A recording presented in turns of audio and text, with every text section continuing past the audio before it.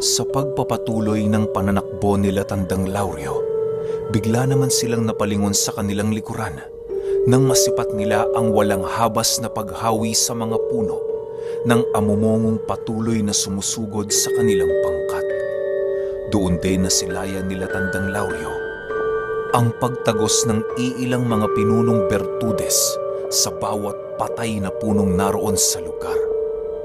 Si Aslog naman, panay ang pagpapakawala ng mga espiritual na sinulid nang sa gayoy magawa nitong madakip ang iilan sa mga kasama ni Tandang Lauryo. Ilang minuto pa ang lumipas, bigla namang lumapit ang isang albularyong kasama niya sa kanyang grupo upang magbigay ng ulat sa kasalukuyang nangyayari sa buong paligid. Ginoong Lauryo, ang bertudes na sumusunod sa atin ay ang bertudes na muntik na pumatay sa iyo doon sa baryo. Ano ang gagawin natin? Natatarantang tanong ng albularyo. Kasabay ng pag-uwika nito ay siya namang mabilisan nitong pagtakbo sa kabila ng mga matatalas na puno ng talahib sa paligid. Hindi rin ito iniinda ang bawat matatalas na sanga na kanyang naaapakan na tila ba merong espiritual na pananggalang ang bumabalot sa kanyang mga paa.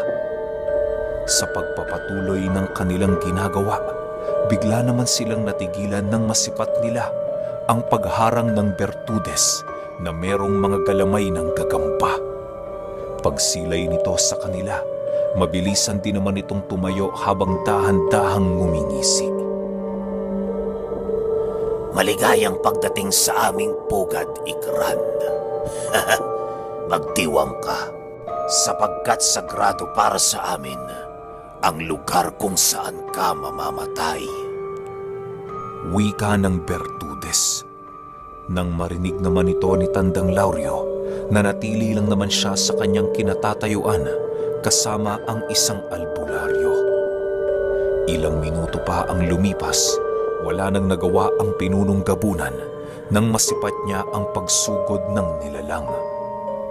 Dahil sa ginawa nito, mabilisan namang napaatras ang albularyo nang sa gayoy magawa nitong makapaghanda sa oras na kinakailangan siya ni Tandang Lauryo. Paglapit ng bertudes sa pinunong gabunan, agad din naman itong nagpakawala ng mga pag-atake gamit-gamit ang mga maliliit na buto na siyang ibinabato niya sa kanyang kalaban. Mabilisan namang sinalag ni Tandang Lauryo ang lahat ng pag-atake nito gamit ang kanyang tabak na gawa sa buto ng tao. Sa pagpapatuloy ng pagtama ng mga bagay na yon sa kanyang sandata, kitang-kita niya ang pag-alab ng mga ito dahil sa pambihirang lakas ng bertudes. Paulit-ulit itong ginagawa ng kanyang kalaban hanggang sa dumating ang puntong sila'y magkadikitan.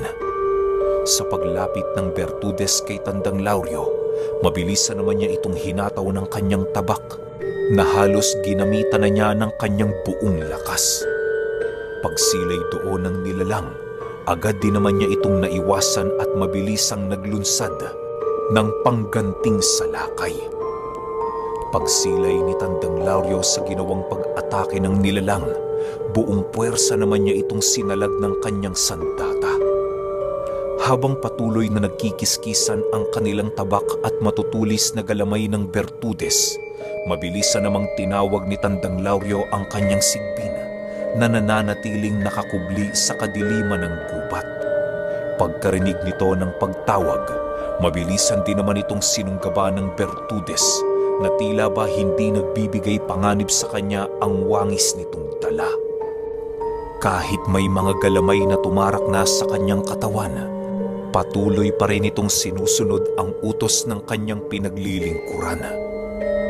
Dahil sa ginawa nito, kung kaya't nakagawa si Tandang Lauryo ng isang butas upang isagawa ang kanyang pag-atake. Pag-unday niya ng tabak sa nilalang na yon, mabilisan naman itong nasalag ng walang kahirap-hirap. Hindi mo ako matatalo, Ikran, kung ganyan ang iyong anyo. Tila yata meron kang bagay na labis na kinakatakutan. Sabihin mo, ano ang takot sa iyong puso na pumipigil sa iyong makapagpalit ng anyo? Wika ng Bertudes habang patuloy nitong sinasalag ang kanyang pag-atake. Siguro kaya ka nagkakaganyan dahil tuluyan mo nang naunawaan ang mga bagay-bagay.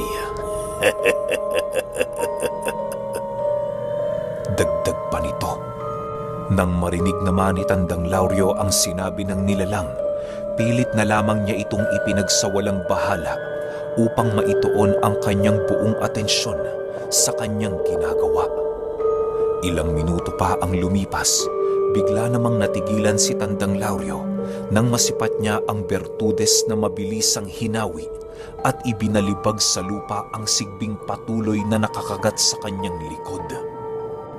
Matapos niya itong gawin, mabilisan din niyang inundayan ng saksak si Tandang Lauryo na siyang nagawang salagi ng espiritual niyang pananggalang. Pagsilay ng isa sa mga pinunong Bertudes ng abilidad niyang yon ay mas lalo pa itong naghangad na siya ay kitila ng buhay sa lalong madaling panahon. Aniya, nasapat na umano ang rason ng pagpaslang ni Tandang Lauryo sa iilan nilang kasama upang patawan ito ng parusang kamatayan na merong isang dekadang paghihirap. Nilinaw din ng Bertudes na kahit anong mangyari sa laban nilang yon, hindi siya nito papatayin upang magawa niyang mapagbayaran ang lahat ng kanyang mga kasalanan. Nang marinig ito ni Tandang Lauryo, ngumisi lang naman ito habang nagwiwika ng, Hindi ako mamamatay sa digmaang ito, kundi ikaw. Tunay ngang mapagmataas ang uri ninyong mga Bertudes. Kahit alam niyong mas mataas ng dihamak ang inyong kalaban, nananatili pa rin ang kayabangan sa inyong mga katawan. Kasabay ng pagwika nito ay siya namang pagtawag niya sa sigbi na kanyang alaga.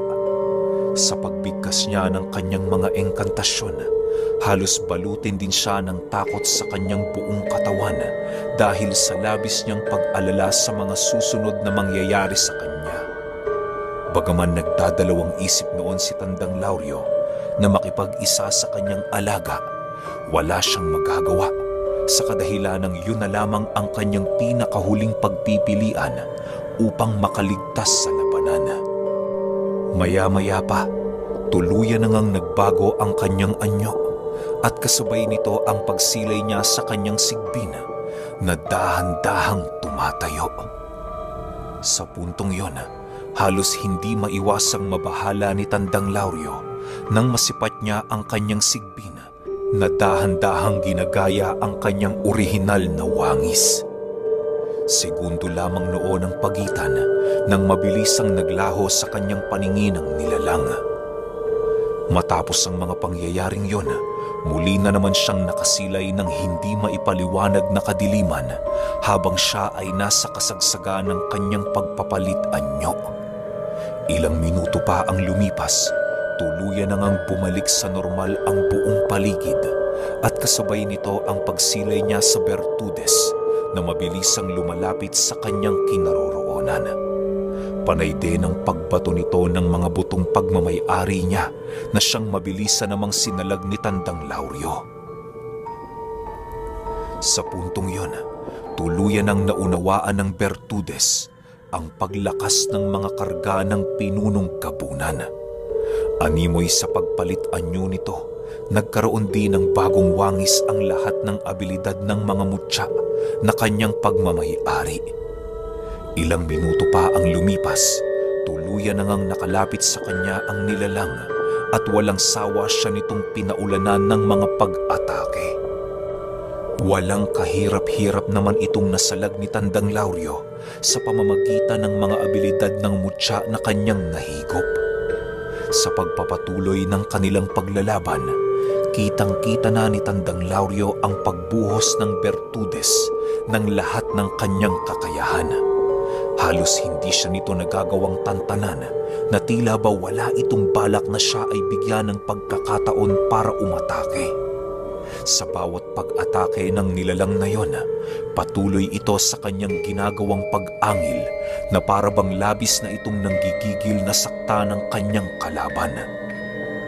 Maya-maya pa, bigla namang tumilapon ang nilalang na yon nang tamaan ito ng isang napakalakas na pagsapak na nanggaling sa kanang kamao ni Tandang Lauryo.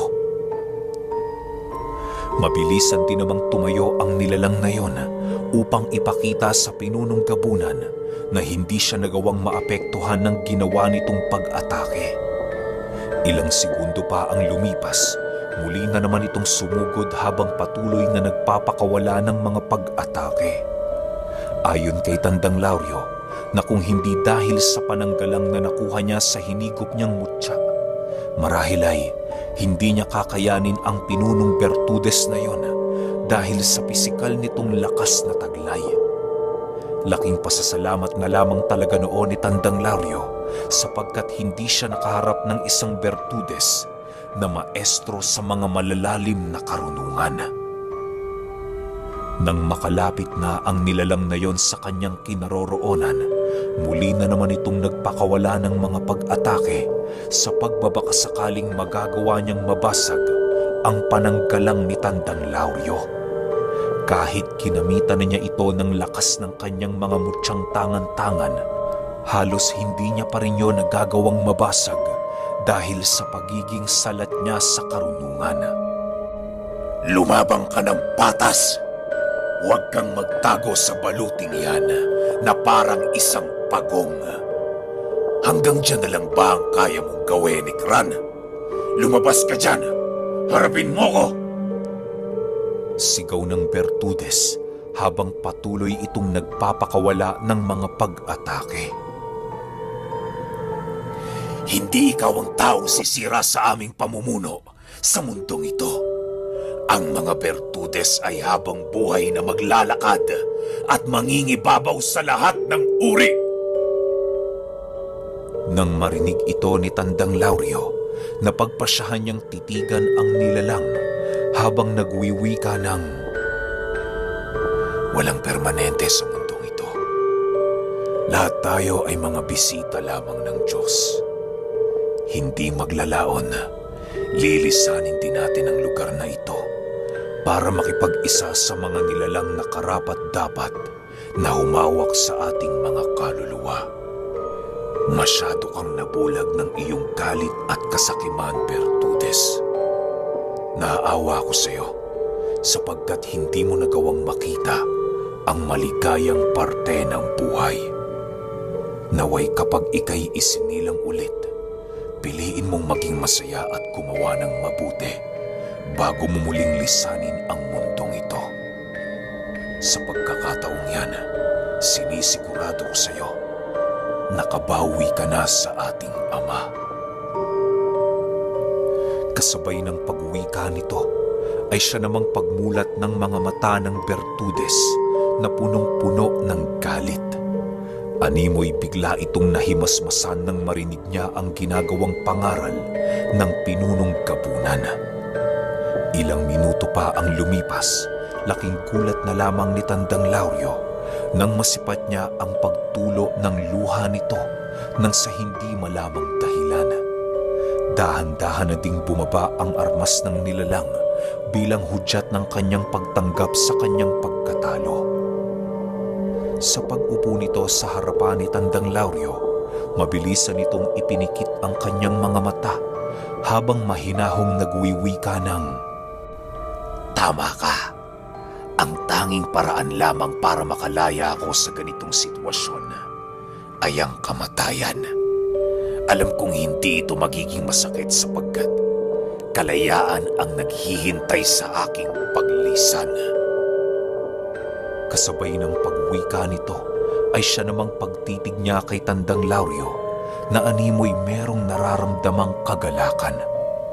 Sa puntong yon, biglang pumasok sa kanyang isipan ang mga alaala ng nilalang noong minsan pa itong isang ordinaryong tao. Habang patuloy niyang nasisipat ang pangitaing yon, halos hindi maiwasang maantig ng kanyang damdamin dahil sa nakakalungkot na mga alaalang ipinakita sa kanya ng Bertudes. Ilang minuto pa ang lumipas, bigla na lamang natigilan si Tandang Lauryo nang masipat niyang dahan-dahan naaagnas ang nilalang na nakaupo sa kanyang harapan. Tila ba kahit hindi niya ito nagawang paslangin, kusang nilisa ng kaluluwa nito ang kanyang kasumpa-sumpang katawang lupa. Sa pagkawala ng bakas ng nilalang, agad namang tinipon ni Tandang Lauryo ang labi nito nang sa gayoy magawa niya itong mabigyan ng magandang libing. Ayon kay Tandang Lauryo, na ang mga alaalang ipinakita sa kanya ng isa sa mga pinunong Bertudes ay ang mga masasayang alaala nito noong panahong siya ay nabubuhay. Doon niya napag-alaman na bago maging isang Bertudes sa kaliwa ang nilalang na yon, nagkaroon ito ng isang masayang pamilyang merong kapayapaan at kabutihan. Isa din yung manggagamot sa kanilang lugar at maraming natulungang ordinaryong tao noong hindi niya paniyayakap ang karunungang kasalungat ng minsan niyang pinaniniwalaan. Nabago lamang ang kaganapang yon nang pinaslang ang kanyang anak sa kanyang harapan ng mga taong nagkaroon ng inggit sa kanilang mga katawan. Dahil sa pangyayaring yon, naiwang mag-isa ang pinunong Bertudes hanggang sa dumating ang puntong wala na siyang nagawa kung hindi ang yumakap sa kadiliman upang maipaghigante ang kanyang pamilya. Doon niya din nakilala si Aslog na kasalukuyang naghahanap ng mga pinagkakatiwalaang mga kasama upang mabuo ang kanilang samahan na kasalukuyang kinakalaban nila Tandang Lauryo. Matapos niyang masilayan ang mga bagay na yon, pinili niyang bumalik na muna sa kanyang orihinal na anyo nang sa gayoy magawang lumapit sa kanya ng kasama niyang albularyo. Napansin niya kasing medyo alangan pa yun sa kanya sa kadahilan ng minsan na nitong naramdaman ang kabagsikan ng demonyong nakikipag-isa sa kanyang katawan. Nang tuluyan na silang makapag-usap, agad din namang inilahad ni Tandang Lauryo ang kanyang plano. Sa kabilang dako naman, patuloy pa rin ang ginagawang pananakbo nila Maestro Florante upang makahanap ng isang perpektong lugar na maaari nilang paglabanan. Ang kasalukuyang humahabol sa kanya noon ay ang pinunong Bertudes na nangangalaga sa isang amumungo. Kasakasama noon ni Maestro Florante ang isa sa mga gabunan ni Tandang Lauryo upang magbigay sa kanya ng tulong kung ito ay labis niyang kinakailangan. Maya-maya pa, bigla namang napatigil sila sa kanilang ginagawang pananakbo nang marating nila ang lugar na medyo may kalayuan na sa iba nilang kasama. Sa wakas, tumigil ka na rin, Tanda! Napagod ka na ba? Ano? Wika ng Bertudes na nakasakay sa amumungo.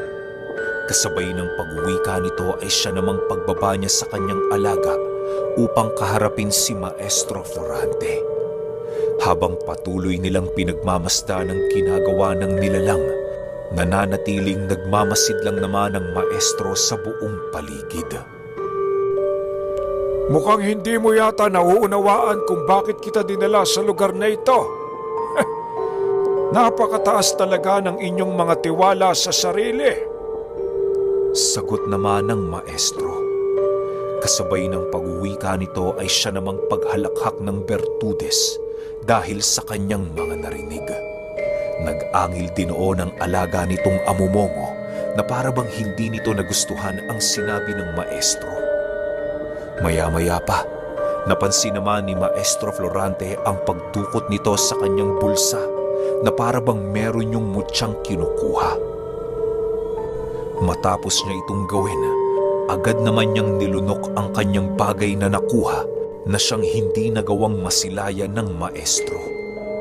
Ilang minuto pa ang lumipas, bigla namang nanlisik ang mga mata ng pinunong Bertudes habang dahan-dahang lumalalim ang kanyang paghinga. Sa puntong yon, Wala nang nagawa si Maestro Florante kung hindi ang manatili sa kanyang kinatatayuan habang naghahanda sa mga pangyayaring hindi niya inaasahan. Dumistansya na dinoo ng isang gabunan alinsunod sa utos ng maestro.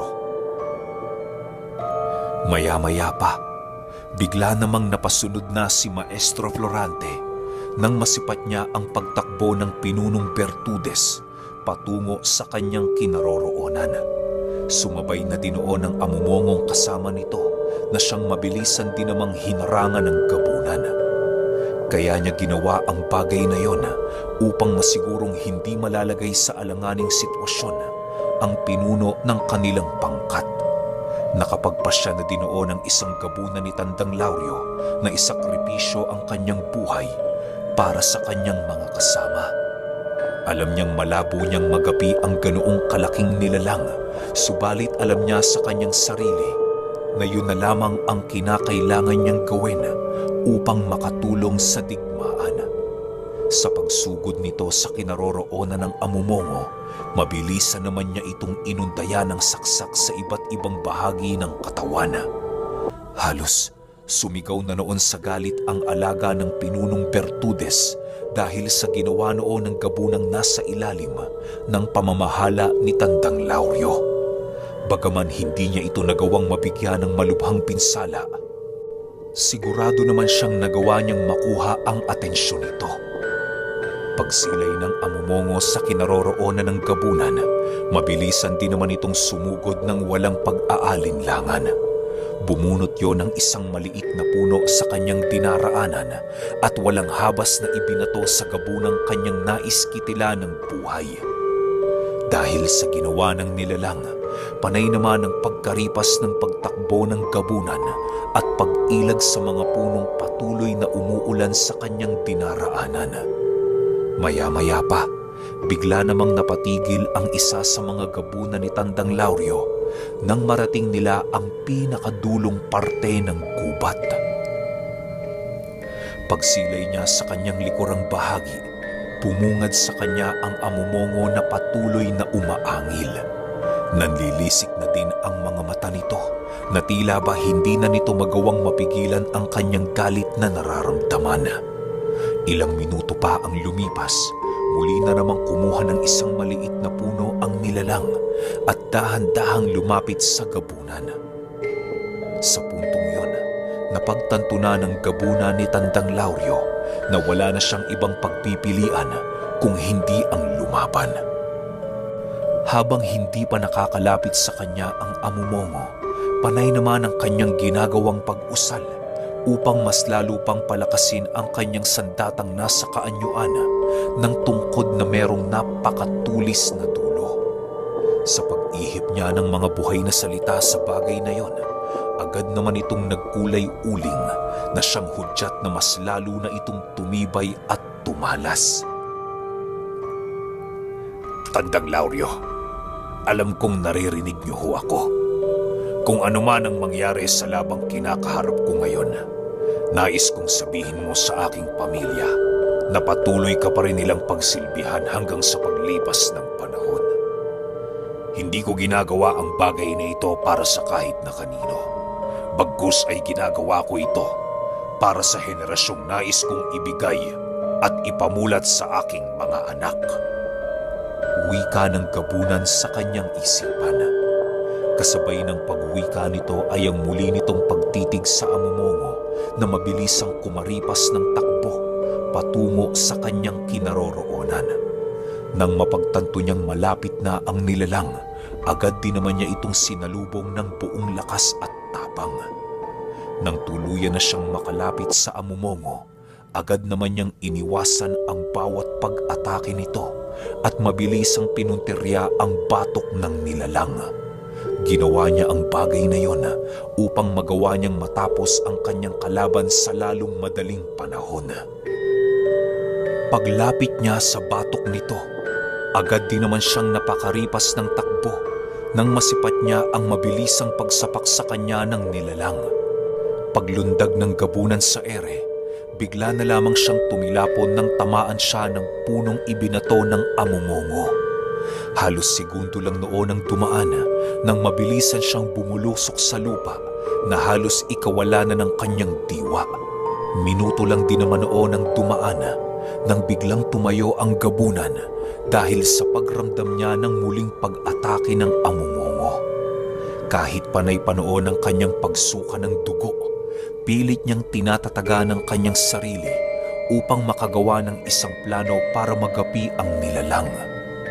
Maya-maya pa, bigla na namang tumilapon ang gabunan nang muli na naman siyang tamaan ng pagsapak ng nilalang. Nawala na din sa kanyang kamay noon ang kanyang nag-iisang sandata na siyang kanyang inaasahan sa labang yon. Maya-maya pa, halos hindi na niya nagagawang makatayo ng tuwid dahil sa pinsalang kanyang nadarama. Pagsilay niya sa kinaroroonan ng amumongo, nasipat niyang hindi yun gumagalaw sa kanyang kinaroroonan. Patuloy lang siya nitong pinagmamasdan na para bang nais pa nitong makipaglaro sa kanya. Ilang minuto pa ang lumipas, mabilis na naman niyang kinuha ang kanyang sandata upang mapaghandaan ang mga susunod na pangyayari. Gumawa na din siya noon ng hakbang upang mapag-aralan ang mga kahinaan ng kanyang kalaban. Habang dahan-dahan siyang lumalapit sa amumongo, panay naman ang ginagawa niyang pag-usal ng mga sabulag upang magawa niyang maikubli ang kanyang eksaktong pupuntahan. Matapos niyang maiihip ang kanyang mga palipad hangin, mabilisan din naman niyang binagtas ang daan patungo sa likurang bahagi ng amumongo. Halos pinilit niya noong sagarin ang kanyang bilis upang makalikha ng isang butas na siyang magbibigay ng malubhang pinsala sa kanyang kalaban. Subalit pagdating niya sa likuran nito, laking gulat na lamang niya nang bigla siyang hawakan ng amumongo at walang pagdadalawang isip na ibinalibag sa lupa. Paglapat ng kanyang katawan sa kanyang kinalagpakan, halos tuluyan ng mawala ng buhay ang gabunan.